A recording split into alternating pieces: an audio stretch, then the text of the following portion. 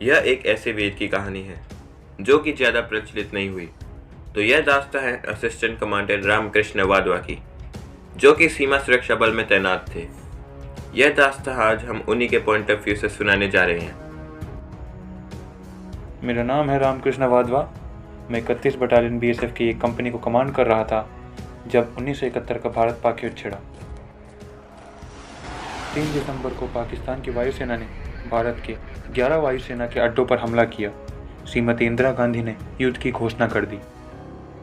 4 दिसंबर को युद्ध के माहौल और कुछ सरकारी रणनीतियों के चलते 17 बटालियन की कंपनी को राजा मोहत्तम बीओपी यानी बॉर्डर आउटपोस्ट को खाली करने की सूचना आ गई। वह कंपनी पोस्ट को छोड़कर वापस आ गई। उसी बीच पाकिस्तानी फौज के 9 बलोच के सैनिकों ने पोस्ट को खाली पाकर उस पर अपना डेरा डाल दिया। तभी बीडीई द्वारा पोस्ट को वापस कब्जा करने का ऑर्डर आ गया। हमें सूचना मिली कि राजा मोहत्तम को पाकिस्तानी आर्मी ने कब्जा कर लिया है।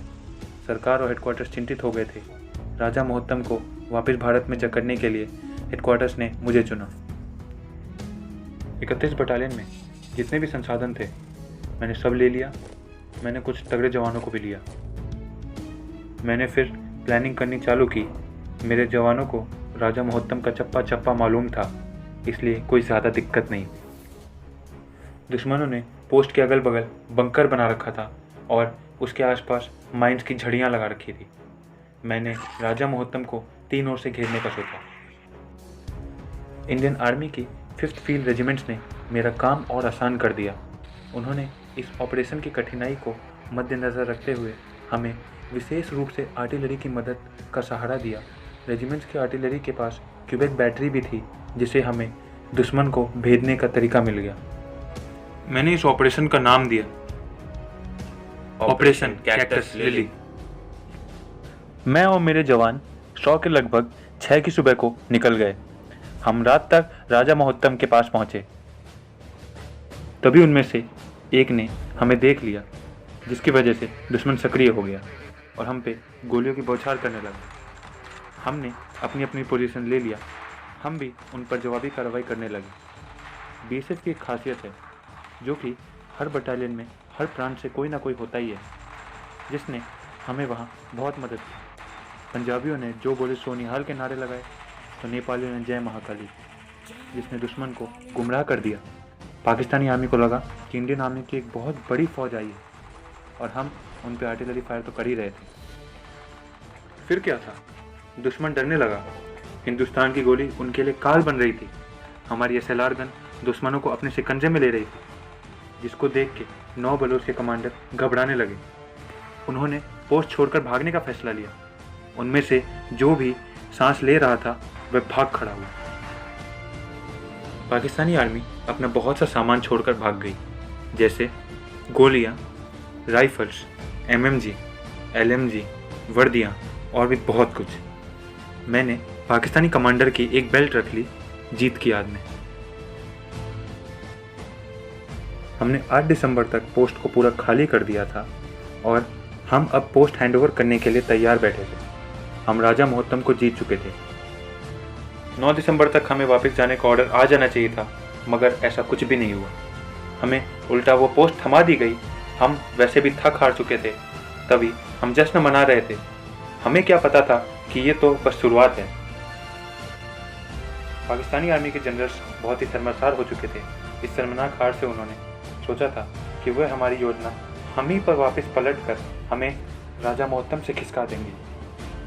हमारी अल्फा कंपनी ने बहुत ही मशक्क़त के बाद माइंस को हटाया था।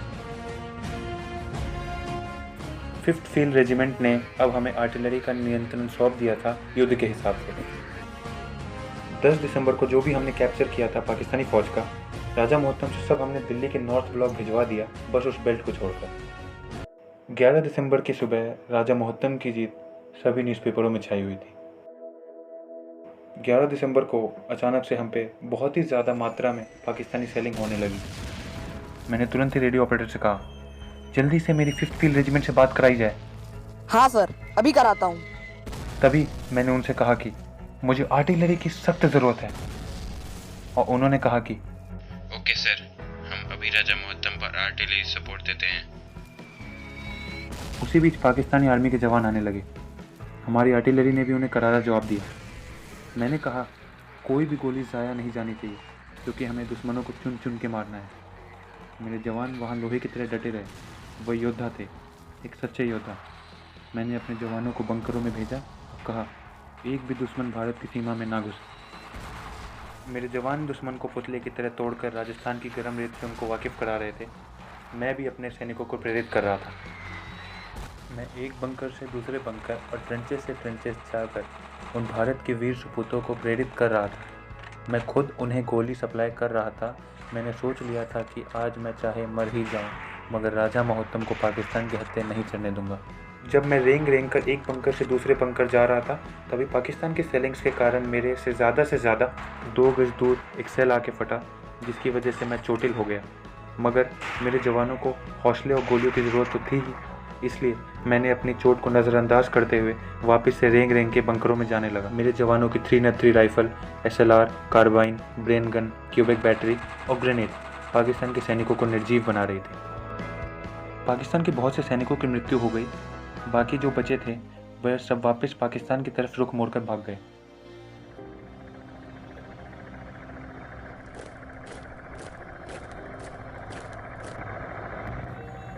हमारी भी काफ़ी कैजुअलिटी हुई, जैसे inspector Bhagavat Singh, sub inspector Iqbal Singh, constable सुखा Singh, constable Ram Singh, constable Om Prakash, constable Ram Prakash, constable तहाल Singh, constable Sadul Singh, और एक और उस दिन मृत्यु को प्राप्त हो गया, और वो था मैं। Sir sir sir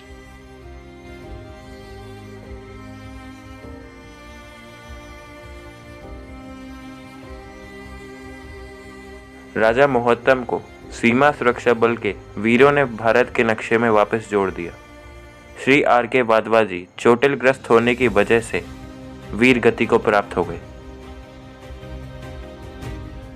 assistant commandant RK Wadhwa जी 11 दिसंबर को इस अतुल्य पराक्रम और अपने इस देश प्रेम के चलते महावीर चक्र से सम्मानित किए गए, और आज भी वह बेल्ट 31वीं वाहिनी के पास है। मैं उनको और उनके साथियों को नमन करने के साथ साथ सलाम करता हूँ। उन्होंने अपने पूरे दमखम के साथ बड़ी बहादुरी से राजा मोहत्तम को पाकिस्तान के चंगुल से वापस लाया।